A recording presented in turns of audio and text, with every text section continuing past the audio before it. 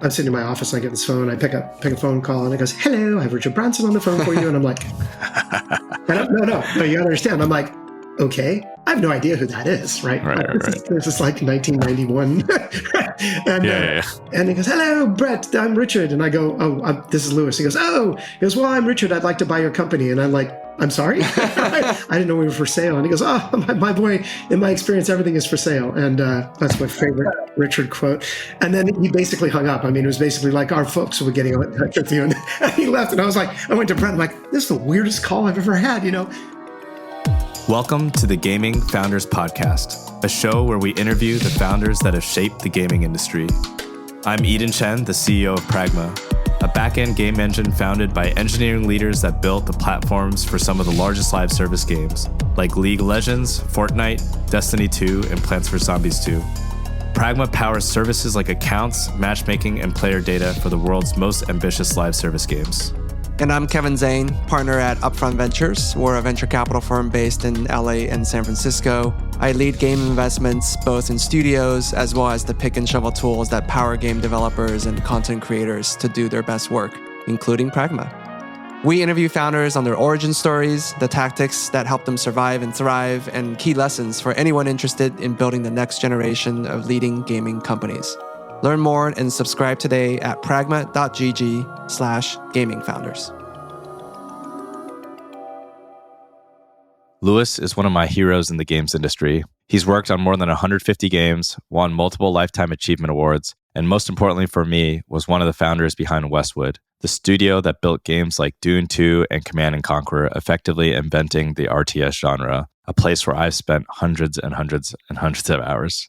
We did a broad overview of his career and how he got started, how he built his early team, including what to look for, going through 4 acquisitions during his time at Westwood, and the numerous things he's been working on since then. There is way too much to cover in this episode, so we'll have to do a follow-up, but I really hope you enjoyed this episode with Lewis.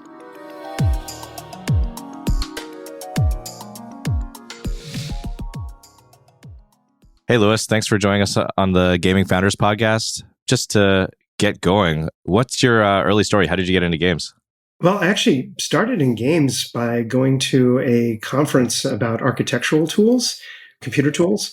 And I always thought that if I couldn't make it as an architect, I could always be a draftsman because I was pretty fast and pretty accurate. And after I saw those tools, I said, "Oh, wow, I really have to get into computers." I also loved games and arcades and things like that. So I decided to buy a personal computer. Funny story, my dad said, "I'm not going to buy one of those. It's too expensive. It'll just sit in your closet." So I worked as a busboy to get the money to eventually buy it. So it was a long process of getting the money to buy my first computer. And that sort of kicked me off into making artwork for games and then eventually learning programming and becoming a game maker. Were you all pretty much self-taught then? Is that you just kind of picked things up? Back then, I mean, we're talking, this was in the early 80s. Computers are really a hobbyist thing. When I got the job at the computer store, I started selling mini computers. So I learned a little bit about Unix and, some of the other CVM and some of the other things that are out there. But generally speaking, if you had a computer, you were a hobbyist. And oftentimes you built your own. Got it. And then I guess, what was the story behind how you first met your kind of co-founders? How did that all come about? Well, the job at the computer store and where I went to high school got me into the computer games business in a lot of ways. I went to high school with a guy with a bunch of folks from Century 23, where we worked at a computer store, and one of them was David Gardner, who was one of the co-founders of EA Europe. And he was a junior in the high school when I was a senior. The computer store in Vegas, there was really just one computer store that was really for hobbyists. And so we were kind of the hotbed for that. So how I met my co-founder was he was a regular customer, along with Rich Hillman and a bunch of other folks that became had a lot of notoriety in the business. Ultimately, that Brett Sperry, who was my co-founder, he basically needed a printout.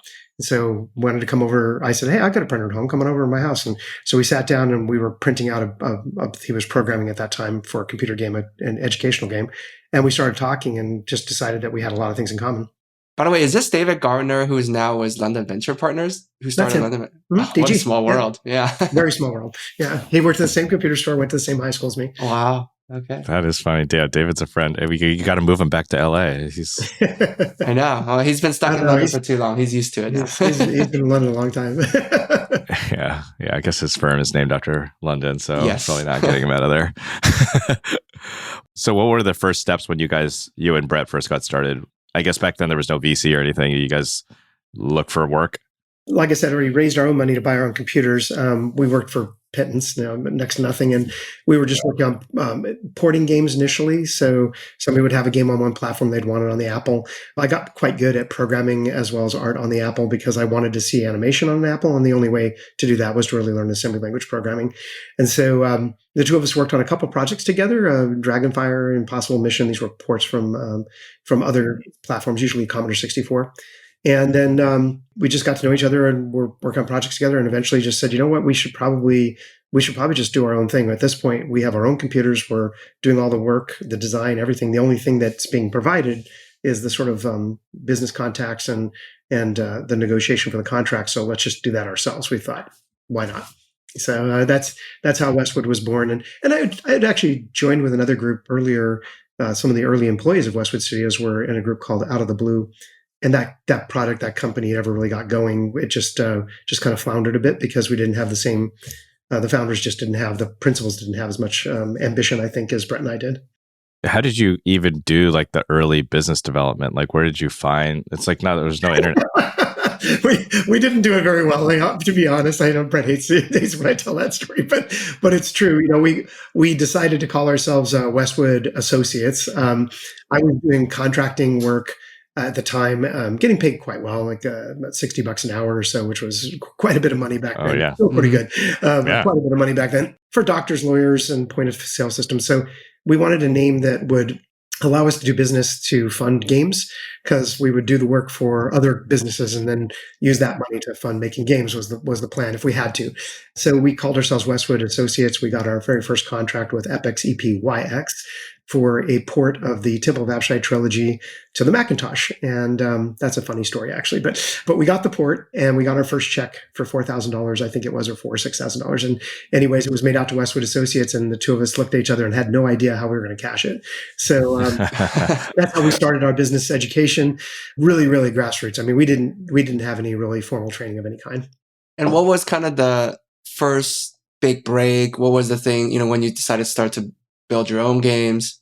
Well, that was it. I mean, at the end of the day, for a couple of kids that were working, I was 20, he was 21, still going to college. And for that, it was like, and already had jobs, side jobs. So that was to get paid to make games was just like the dream come true.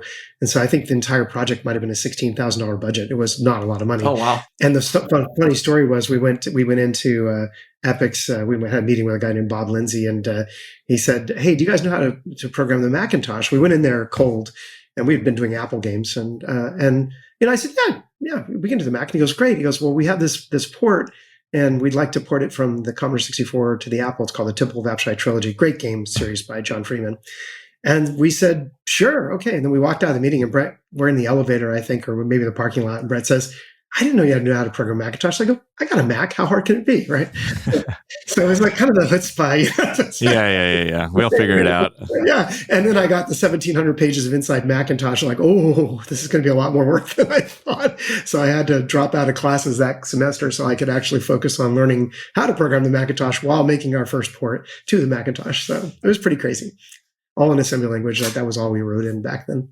So I guess those early days, was it sort of like eat what you kill? Like you kind of hire some folks when you get a contract. That's exactly right. We did go out. We got our first offices in the next year. So this 85 is when we started the company. 86, we got our first offices. We hired our first employee to do the same game, Temple of Abshai trilogy, but to port it to the Amiga and to the ST. We got one of the very early Amiga kits. It was still basically a metal box with a bunch of wire wrap in it and stuff. And it was not a full, not even a full prototype kit yet. And so I was in charge of the Amiga, and we hired a guy named Barry Green, who ended up being an employee for a very, very long time, 20 years, I think, or so. So we started that way. We just hired somebody when we got the money to hire them. And in fact, we almost went out of business because we bought all the hardware and hired all the people and spent all the money building our company. And then come to find out that when you go to do your taxes, you can't actually expense 100% of all that equipment expense. So you can't recognize all that revenue. So you actually have more taxes than we had money in the bank. And so we had to sign a deal, get an advance just to pay the taxes on the previous year, or we would have gone out of business in 1987. So kind of crazy. That would have been tragic. That would have been tragic. Yeah, by the IRS. I get put out of business by the IRS. So I always warn people that it's actually probably a good idea to get to know a little bit about business accounting and finance before you start a company. We were really not.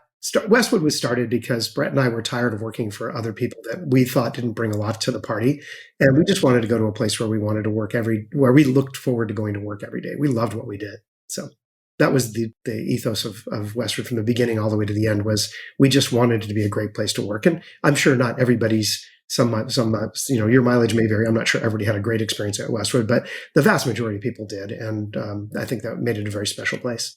Yeah, I guess we'll have stories on how almost every startup, including ours, couldn't get access to bank accounts and. Oh yeah, our business license was a microfilm license because they didn't have software licenses back then.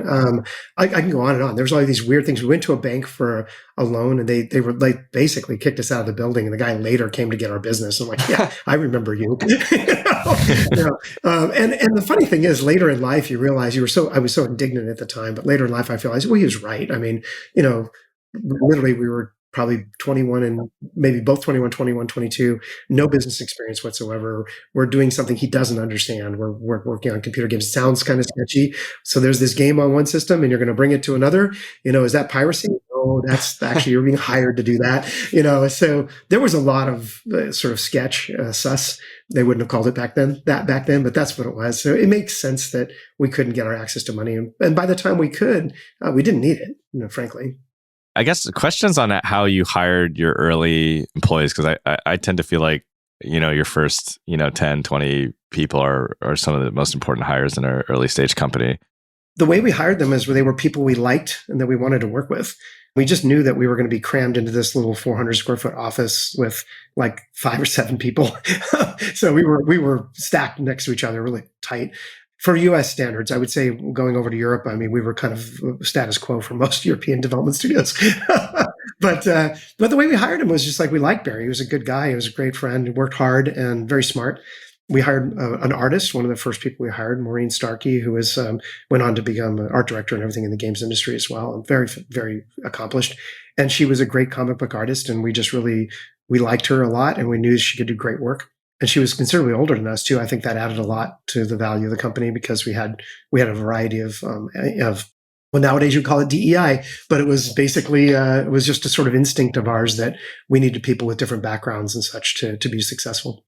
Yeah, one interesting thing I noticed was that you talk a lot about how Westwood was a slightly more experienced group of people. No. No, Westwood was a group of people that we really liked hanging out with. In the case of Maureen, she was a very experienced artist. She was published in comic books and stuff. But the rest of us Brett and I had done some games. Barry had only done a little bit of stuff for the educational company. We hired George Gali, who's a guy who does some great work now too in other companies. But he was like 16 years old. I mean, had permission from his parents. I mean, so we hired anybody and everybody that we saw potential in. So I would say that we didn't, in the early days especially, we really didn't hire experience. We hired ambition, we hired personality and values. I mean, we wanted people to have the same values as us. Not dissimilar to many years later when I worked for Amazon and everything's based around values. It's very similar to Westwood. We weren't very disciplined about espousing the values. We just kind of knew what they were. It was very organic. What were those kind of critical values that tied people together? Yeah, like I said, we didn't have like a value statement until many years later, and then we kind of backed our way into it. So I would say the early days of Westwood, it was really, first of all, are you willing to work cheap because we weren't making a lot of money? Second, are you willing to work hard because it's going to be hard work and you have to learn a lot because we were always working on new hardware systems and such. Are you talented? Can you demonstrate some ability? Is there something you can do to prove to us that you're pretty good? Like one of our early animators, Ali Arabian, had flip books. He was our UPS driver and he delivered stuff and he showed me his flip books. And I said, dude's got some animation chops. So it's like, it didn't have to be in the games industry. Most of our artists I hired them with illustration experience. They were very experienced illustrators, but they'd never used a computer before. And so we needed people that were willing to learn, willing to work hard, and just good people that we liked hanging around with. And Westwood as a company, quite frankly, just sort of an organism would eject people that didn't fit those values. You didn't work hard enough. Pretty soon, nobody wanted to work with you. It was pretty obvious you needed to go. If you were just kind of not somebody people wanted to be around, nobody wanted to work with you. Pretty obvious you needed to go. That's how the company grew in the beginning. And how did you and Brett, I mean, the co-founder dynamic is so critical to a startup. How did you guys split up duties? Did the responsibilities change over time as well? Yeah, they did. First, we fought a lot in the beginning. I mean, sometimes very loudly, which was very unprofessional. Nowadays, I would be aghast at some of the shout out matches we would have. But ultimately, a few years in, I might have been 2 or 3 years in, we just had a heart to heart, and I said, look, it's not in your nature to Brett to be a second in command. You're not cut out for it. I will do that. I'll be happy to. You make the calls, you make the final calls. I'll give you my opinion, but somebody has to step back so that we can go forward as a company. And it was that decision, I think, that made for a strong relationship for the company and for our friendship. And he was the president, and I was the co-founder, vice president, and he made the business decisions. He originally kept the books, but it was just a checkbook. When we actually became a big company where we had to have finance, I took that over. So Brett was business acumen, game design, and I'd say product vision. And I was really programming, art direction, also game design, and operations, finance, and tech. There's so many different things there. I guess. Well, it was a small company. We had, yeah. By 1992, when we did our first sale to Virgin, we were still only 29 people. So, and we had by that time we had already hired an agent. And basically, what it was is we were doing everything, and we basically found somebody talented and said, "Oh, great! Now we can hire somebody, and we don't have to do that anymore."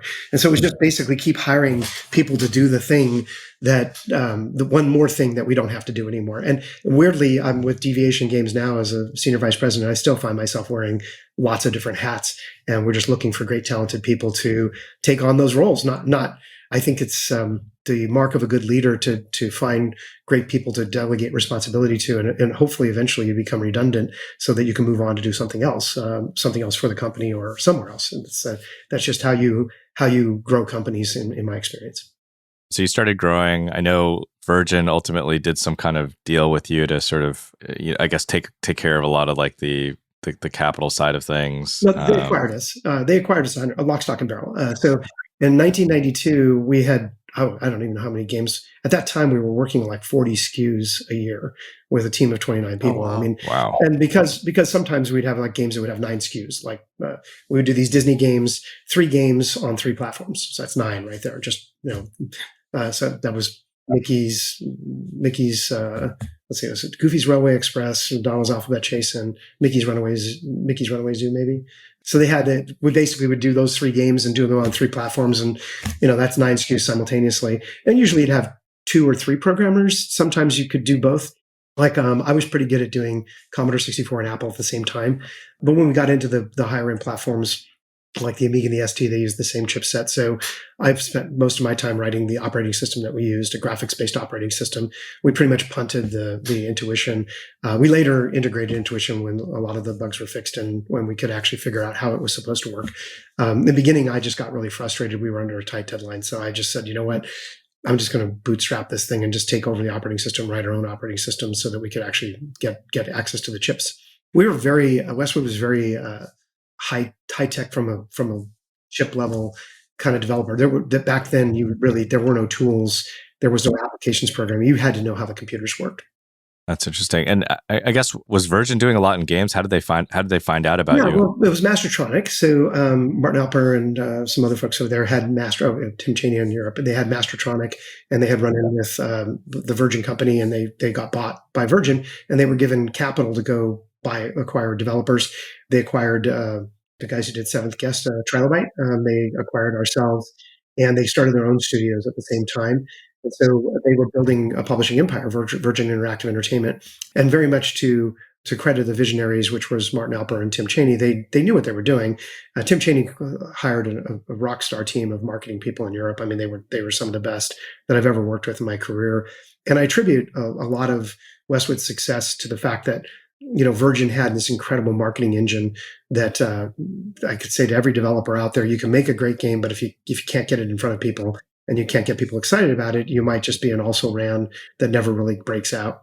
We do owe a lot of our success to those folks in Virgin. Were you guys looking to sell at the time, or? No, we were. We had been. We had got to a point of, I guess, making a few $1 million a year. We were retaining about 20% retained earnings. Brett and I were paying ourselves very, very little. Mostly that's why we were able to keep growing the company. So we had a pretty good bank account at that point. We had started working on Kyrandi as our own title. we were basically a very successful company, and that was when we didn't need the money from the banks and everything else. And we actually had enough, our burn rate was low enough to where we had about 6 months run rate. So we were always able to find more work. So really didn't need a buyout. Sierra, our agent, brought Sierra Online. We went to Sierra Online to pitch Kyrandia as a game. And they went to our agent and said, well, we're not interested in just doing the game, but we would buy the company. And that was kind of what started the whole conversation. I believe, I'm pretty sure it was a $6 million initial offer for purchase price. And for Brett and I, that would have been $3 million a piece. We were making about $35K. That's life-changing money. Yeah. Yeah. That's a pretty big payday, Yeah. But it made us both sit down and go, oh crap, I guess we actually have something that's worth a lot of money here. Not just Kyrandia, but the whole company. And then Barry, to his credit, brought Martin over and said, hey, you guys should talk about throwing your hat in the ring. Don't let these guys just go. Very smart. Barry is a very astute agent, and he wanted to make sure there was a bidding war of some sort. But the bidding war wasn't about money. It was really about control. It was really about like, what do you guys believe in? So, we had at that point pretty strong confidence in our business acumen. We said, okay, well, we know what we're doing now. And Sierra didn't want us to run the company. They wanted us to just be creatives. They said, look, we want to scale your company. You just 2 creative executive producers, make as many games as you want. We'll fund you well. We'll take all that business stuff off your hands. And I think at the end of the day, Brett and I just looked at each other like, I don't know. We kind of like doing the business. We sort of like running the place. I don't know that I want to work for somebody. And as I said before, Brett really doesn't work well for others. I mean, his personality, and that proved out to be true with EA many years later. But it was just a decision to go with Virgin because we got very little money up front, but we got a chance to, I think it was $1.5 million after taxes. You're talking $1 million, and then we had a lawsuit that we had to indemnify the company against, which took another $500,000. So we basically made almost nothing from selling the company to Virgin, but we had phantom equity. And so many years later, when we sold to EA, we were paid out millions of dollars, many more times than we would have made from the sale to Sierra Online. But so it worked out well, but it wasn't because we planned it that way. It was more about we just believed in ourselves that we could continue to add value and grow the company. Was there any Richard Branson story? Like, did you? Yeah, actually a fun one. I guess Martin had put him up to that, or maybe Devereaux. We worked for Martin, who worked for Robert Devereaux, which is Richard Branson's brother-in-law, who ran the music group. Anyways, I'm sitting in my office, and I get this phone. I pick a phone call, and it goes, "Hello, I have Richard Branson on the phone for you." And I'm like, "No, you gotta understand." I'm like, "Okay, I have no idea who that is, right? This is like 1991." And he goes, "Hello, Brett, I'm Richard." And I go, "Oh, this is Lewis." He goes, "Oh," he goes, "Well, I'm Richard. I'd like to buy your company." And I'm like, "I'm sorry?" I didn't know we were for sale. And he goes, "Oh, my boy, in my experience, everything is for sale." And that's my favorite Richard quote. And then he basically hung up. I mean, it was basically like, "Our folks will be getting in touch with you." And he left. And I went to Brett, I'm like, "This is the weirdest call I've ever had, And of course, we were talking to Sarah at the time. So it was like, I don't know what's going on here. And we looked him up. LexisNexis, we had an account that we could tell into. And it was like, oh shit, this guy's like a billionaire. Like, it's for real. If that was really him. And then Martin called us and said, "Yeah, we thought you'd get a kick out of that." Of course, he's British, so he knew who Richard was. We just didn't know. So. And I had the opportunity to meet him several times after that as he owned our company, and socially, really, just not from a business point of view, because Devereaux ran the business side. Yeah, that makes sense. So then how did the eventual sale into EA happen? Well, we went through multiple acquisitions. So in 92, we became part of Virgin. We had to convert our QuickBook, our Quicken account, not even QuickBooks, Quicken, that Brett was doing, into actual accounting software. I think it was JD Edwards at the time. And so I had sold accounting software at the computer store I worked with. So I knew a little bit about accounting. I mean, just a touch. I actually had written some software to make accounting and spreadsheets work like Lotus 1-2-3. At the time, that was the big thing. So I built the bridging software for that. So I actually kind of understood how things worked. So I can't remember the fellow's name. Tom Zimmerman maybe was our CFO over at Virgin. So I became the quote CFO of Westwood, which 29 people. CFO is a checkbook, but it's not just a checkbook. It's a payables, receivables, general ledger. It's you have to pretty much, it's real accounting, even though we were a small company. And so I took over accounting. I had already done ops and tech. At that point, we had a new person running our technology side of things. So I wasn't the CTO anymore, or IT. But as the company grew, we went through 4 acquisitions. So the first one, Virgin. The second one was Hasbro bought exactly 20% of Virgin. which triggered our non-competes. So we got a chance to renegotiate some of the terms of our deal, which was very helpful. So we could get a little bit more control. And then we were bought entirely by Spelling Entertainment through Viacom. So I think actually Viacom did the purchase, and then we were tucked under Spelling. They didn't really know what to do with us, so they stuck us under a television studio. Was a first real lesson in accounting because we had all been expense-based accounting and Spelling was a capitalized-based accounting. So we basically had to switch to capitalizing all of our development expenses. And so I don't want to, this podcast is about accounting, but it was a challenge. After that, I had done some programming about how we did our accounts and systems. So by the time EA then came and bought us in 1998, several years later, I finally, at that point, had a good enough system to where within a couple of months of being acquired, might have been the same month, I went into Stan McKee's office and he said, "But you're the creative guy. Why are you here for finance?" I go, "Well, I happen to be the finance guy too." Right? and he goes, "Well, we are going to get you all these, we're going to get all this stuff to you. We'll get you on our chart of accounts and all these things." And I go, "I'm already on your chart of accounts. Everything we recorded this month is all under the EA chart of accounts." And he's like, he was sort of puzzled. He goes, "Wow." He goes, "That's fantastic. That's really fast." I go, "Well, I'm a programmer. It's just basically moving numbers from one place to the other." And I had already had to go from expense-based accounting to not accrual, but capitalized accounting back to expense-based accounting, and had to justify the purchase prices multiple times as we went through all this stuff. And I was the point person for all the negotiations with our attorneys. Long story short, I said, we've got our entire history as a company back to 1992, at least, in EA's book, in EA's chart of accounts. You can actually go back historically and see what our company would have looked like as part of EA all the way back to 1995. So it was pretty fun story there. That's how I got my accounting chops. Your MBA. Yeah, exactly. Through that, yeah. And your CFA and everything else, yeah. Yeah, exactly. Yeah. Legal negotiations, contract law, international law, different accounting standards, different accounting principles, like all the things that nobody really ever has to do unless you have to do them. So. And you all work on a bunch of, legendary games throughout that whole period. Yeah, from 92 to 95, it was The Lion King, Blade Runner. We started Blade Runner. We didn't finish till 97. I guess so, yeah. So from 92 to 98, actually. So that was like I said, Blade Runner, Monopoly, LionKing, Command and Conquer, Red Alert. It's just the list goes on. Yeah, it's insane. Yeah. We were very prolific. Lands of Lore, Kyrandia.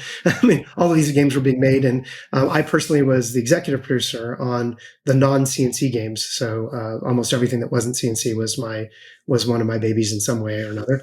And then I was still the very low-level programmer for low-level compression algorithms.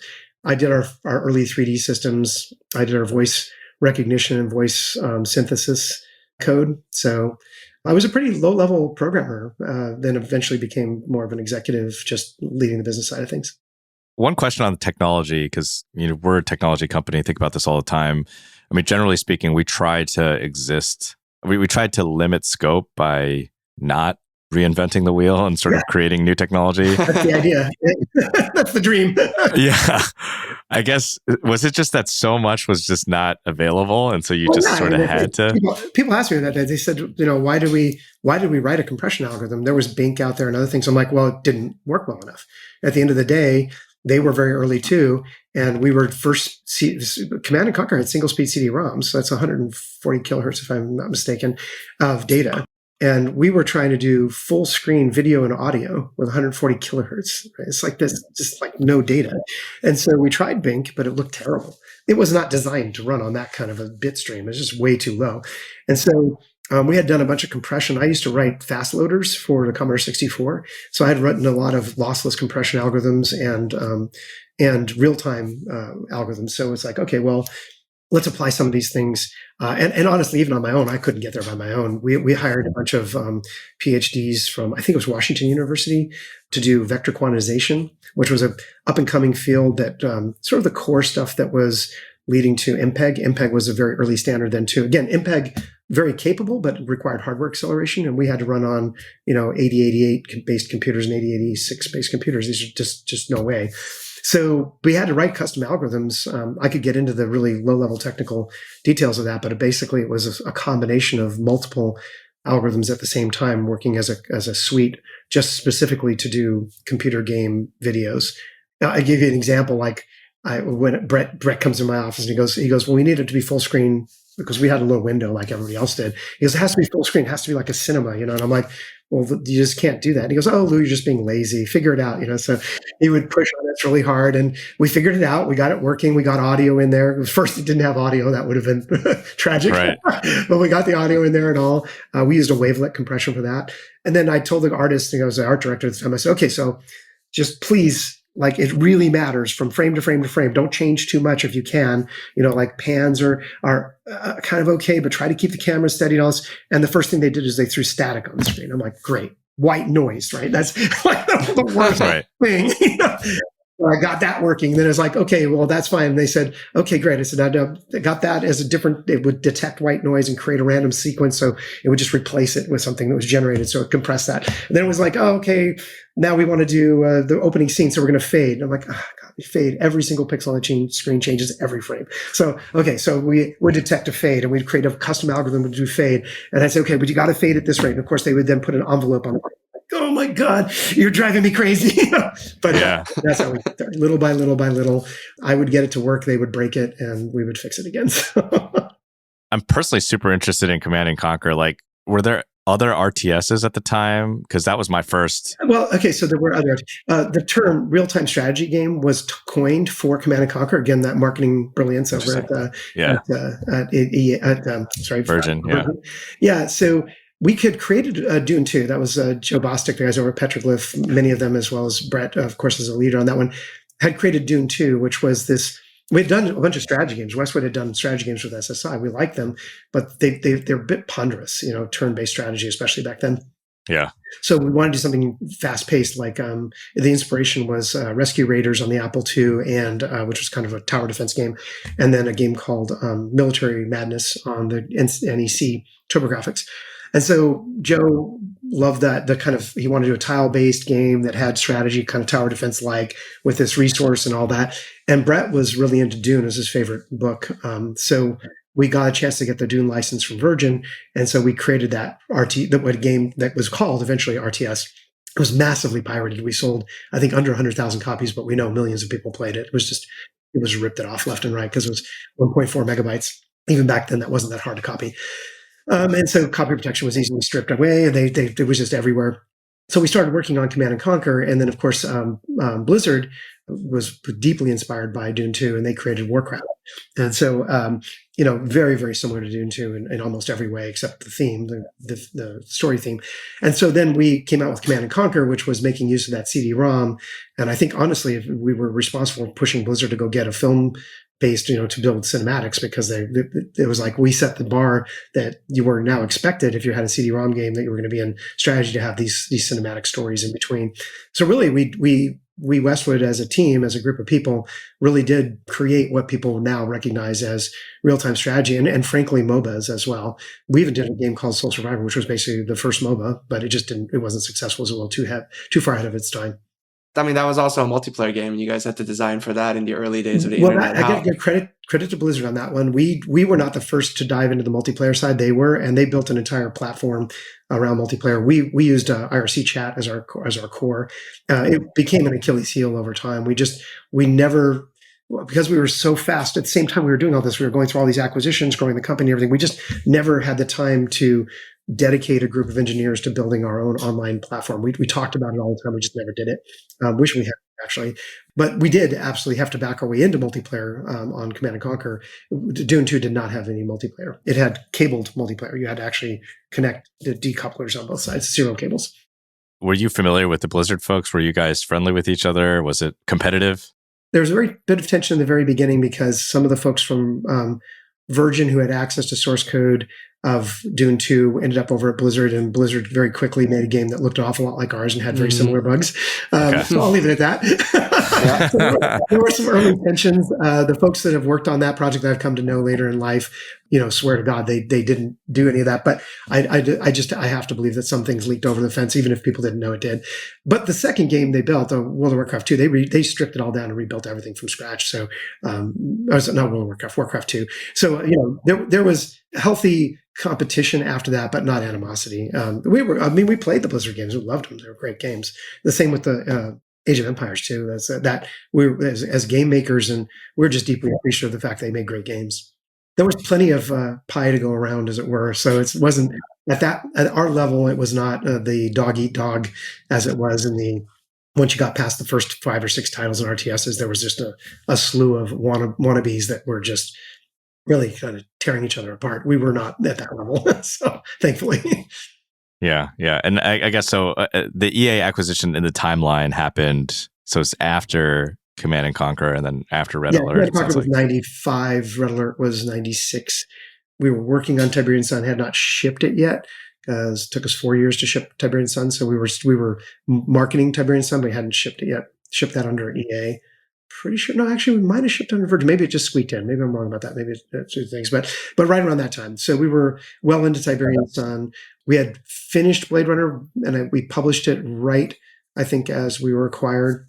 We had started the Irvine Studio, which had Thrill Kill, Golden Nugget Casino, and a bunch of other games under Mark Skaggs, and they had started working on Red Alert 2. So that's about the right time frame. I'd have to go back and we'll be game to see when we actually ship the titles because I get confused sometimes. A lot of games. Yeah, wow. I mean, you guys shipped so many titles. It's actually astounding. Yeah, it was crazy. The time was crazy. We were doing the Lands of Lures too. Those were massive games. And then we started Earth and Beyond, which was an MMO. We did games on the N64. We did games on the Sony, the original Sony PlayStation and the PlayStation 2 Pirates. And we were creating our own first-person shooter with Renegade, which eventually shipped as well. And Renegade was kind of like Halo. It was first-person shooter with vehicles, with a multiplayer mode and base defensing. And the Renegade X is a group of fans have created. So you can actually go play Renegade if you go play Renegade X now and get a sense of what that game was about. So we were just really prolific game makers. Company was growing fast, and we just kept adding more stuff. It was really Earth and Beyond that became kind of the great sucking noise that took all of our people because MMOs are just so hard to build. Yeah. And they're so good. So how big did the company get then at its peak? When EA acquired us, I think we were about 200 people, $140 million in revenues, $70 million in expenses. So we immediately added over $1 billion to EA's bottom line by either gross revenue or by EBITDA. In fact, actually more than $1 billion under EBITDA because we were more profitable than most of the other studios that EA had, strictly from the numbers profitability, not from the scale point of view. Yeah. So yeah, no, we were about 200. We grew to about 250. And then in 2003, so it was 5 years later, we had our very first layoff. Westwood as a company had never had a layoff of any kind. So no reduction force. EA had, at the board level, they had decided there must be a 10% layoff. It all must be at the same time on the same day. And so we had to break that sort of social, it wasn't a promise, but it was something that I think a lot of folks at Westwood had really been proud of. We just were forced to. We had to lay off 10% of our people, and it was a terrible day. And 1 year later, it's 2002 actually, because 2003 is when we closed the Vegas offices and became part of Electronic Arts Los Angeles.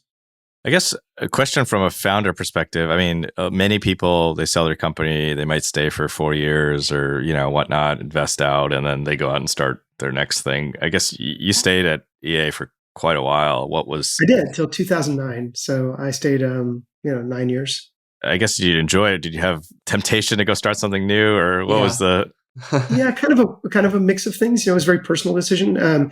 When we created EA Los Angeles, I had been arguing for a couple of years at that point because Brett had left in 2000. So it'd been a couple of years I had been arguing that we should as a company consolidate all the Southwest studios in one place. And John Banner, who was running the DreamWorks studio, and some of the other folks all kind of agreed.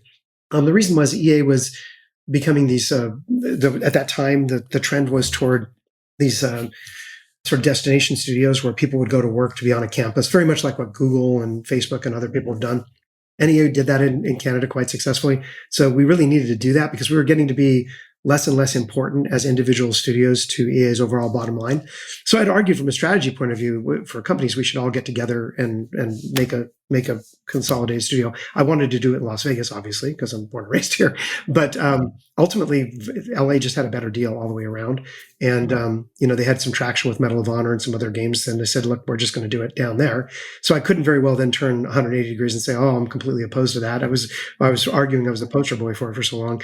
So ultimately, we all moved studios to collapse them all into EA. We did it way too fast. It was in 1 month, March of 2023. Oh, wow. It was just way too fast to try to close it, but they had to do it by quarter end for business reasons. So it was a very rushed closing of the Las Vegas studios. there was an attempt to move as many people as possible into EA jobs, and many did and flourished. Laura Miele was our head of marketing. She now runs EA. So clearly a lot of folks did end up in great jobs.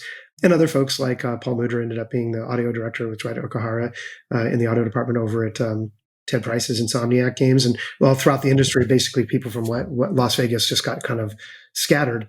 I chose to stay with EA because I became the chief creative officer of the LA studios. And the thought was I'd be there for a year or two. And I really just enjoyed it. We worked on some great titles and I really liked the stuff we were doing. And I went to quit about 3 years later, went to Neil, who was the head of the studio at the time. I didn't want to be the head of the studio because of the living in Vegas and traveling to EA and all that. It's just been really difficult. And so ultimately, Neil, I went in to quit, and he said, "I got this guy, Steven Spielberg, who wants to make a game, and I thought you'd be perfect for that." So that bought another 3 years and created the Boomblocks franchise, another game that was under development. And I got a chance to work with some great EPs there. Mike Verdu I was mentoring him and mentoring Chris Plummer and some other people that have just turned out to be phenomenal talents. So it was great. I just kept going. So that's how I stayed at EA for so long, and ultimately probably would have stayed there even longer, but in 2009, there was a great contraction of because of the 2008 financial crisis, and the only opportunity at EA for me was to be an executive producer on a Command and Conquer game that would have about a third of the budget of StarCraft and try to compete with it. And I'm like, no, that's not what I want to do with my time. And so I was offered a job to be the CEO of IAC and IAC's games division. So I took over that Instant Action. Yeah, it looks just from your experiences, you kind of explored a bunch of different spaces. Yeah, I just followed the opportunities. I mean, I think people underestimate how often opportunity knocks. You just have to have the kind of intestinal fortitude and confidence to answer. And I've done a lot of other crazy stuff that's people would not expect. I became a registered investment advisor for a big data trading platform.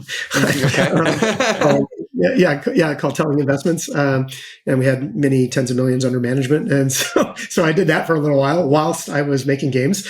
I was the chief strategy officer for I was on the board of directors and then became the chief strategy officer of a company called Shufflemaster. When I went on the board, stepped off the board and became the strategy officer. We were about 480 million market cap. We sold for 1.3 billion 18 months later. So, and the reason we did that was because I saw the opportunity. I had hired the CEO and I said, Gavin's a genius. We're going to grow this company. So I've done a lot of stuff that's kind of unexpected, all while continuing to make video games. I've never stopped making something that would be called a video game in my life. So yeah, I saw. I mean, just the smattering I saw was mobile at Zynga is Green Park. There's the Web3 stuff they were doing and live and all that. Yeah, I do know my way around the NFT space and all that too. So I'm just not. I guess there's a lot of folks that they found their knitting and they just like doing something. And my ADHD nature just has me constantly looking for the next thing. And I guess I'm lucky to have been started in the industry when you could be competent in all these different roles without having to dedicate your life to being a specialist. So I mean, I've never been an animator or a rigger, but I've written 3D platforms and renderers where I had to do my own character animation and rigging by default because I started so early that there just weren't roles for that. Those roles didn't exist. So, it's sort of those weird, if I had started today, there's no way I could have the career I've had because to be good at any one of the things that I got to be good at, you have to be so specialized. Yeah, I guess, fast forward all the way till today and you're working at Deviation Games. I'd love to hear about that. But also, I guess, your roles shifted obviously from a founder where you were probably doing, everything, including accounting. What is your focus today? So for Deviation Games, I was hired to be, I was contracted originally to be head of production and then hired to be the senior vice president of studios. So I work directly for the CEO, who is the game director. So this is not the game is not my game that I'm directing, but I'm making sure that Dave gets to make his game the way he wants to make it. It's my job, and that means basically care and feeding of the hundreds of people that work on that project.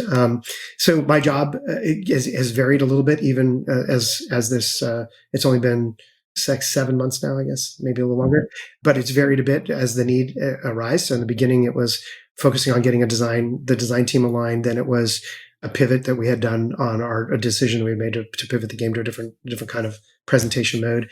Then it was trying to get our head around the scope and capacity of the entire project. And most recently, it's been about financially projecting the game, because we're getting to that point where we have to actually have a plan to complete and show what our projected profitability will be. So I've been heavily involved in the forecasting and budgeting for all of that. And then I'm looking forward to, hiring some folks to help with the production side and maybe even the design side at some point. But I feel like we've got such a good stable of incredibly good design directors that probably I'll stay in charge of the design aspect of executing the design. Of course, again, Dave Anthony is the game director, so he's with the creative control. Yeah, is there any announcement sort of on what you guys are building and sort of that aspect? Unlike everybody else, we're not letting people go. We're hiring, so we're in a different phase of life. We're very fortuitous timing for us, I suppose, because there's lots of talent out there right now. But I can't really give you much on the game. You can go to the Deviation Games website and learn what's been announced. Sony is our announced publisher, of course. That's out there in the public. And we haven't said exactly what kind of game, but if you look at the pedigree of people from Call of Duty, World of Warcraft, God of War, I can just go down the list. Yeah. It's insane team. Without using any of my background, I think I can name 15 titles that would be top titles in the industry that are represented by our staff. So I'm really very, very blessed to be working with some of the very best people in the industry. It's an incredible team. We usually try to close with like sort of a cornerstone question, and that's if you could go back to the founding of maybe Westwood, because that's the one that, at least from a long-standing standpoint, and just give some advice to yourself or obviously the other founders that are listening to this podcast. What would be like the biggest piece of advice that you would give yourself? That's a really tough one, because I think things went really well. I guess the only advice I would give is to just live in the moment a little bit more, appreciate how unique it is, because it doesn't last forever. And it's really important to enjoy where you are. Awesome. Okay, well, on that note, we'll have to schedule another time. I really appreciate your time, Louis, and thank you for joining us. Yeah, my pleasure. I look forward to doing another one. Take care.